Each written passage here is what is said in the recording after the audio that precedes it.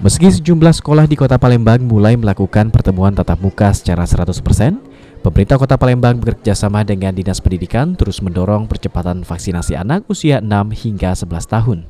Vaksinasi anak salah satu upaya pemerintah agar anak memiliki perlindungan selama belajar di sekolah, sehingga terhindar dari paparan COVID-19. Sebelum melakukan vaksinasi, pihak sekolah juga wajib memiliki izin dari orang tua siswa. Wakil Wali Kota Palembang Fitrianti Agustinda berharap, dengan anak-anak sudah divaksin, sekolah kembali normal seperti biasanya karena anak sudah terlindungi.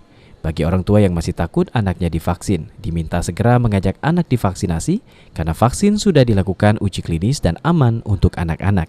Ya, hari ini saya sengaja hadir di SD Negeri 48, tentu dalam rangka memantau pelaksanaan vaksin untuk anak-anak ya, yang sekarang sudah dilaksanakan atau sudah bisa kita laksanakan untuk anak-anak sekolah usia 6 tahun sampai dengan 11 tahun. Karena selama ini kan yang kita tahu pelaksanaan vaksin ini kalau untuk anak-anak baru bisa usia 12 tahun plus 2 hari ya.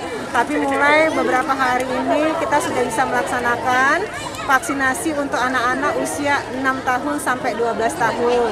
Sesuai dengan ketentuan yang memang disampaikan oleh Kementerian.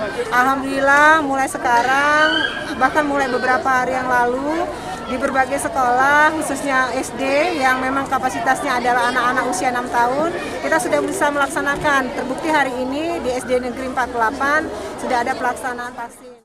Abidin Riwanto, PAL TV.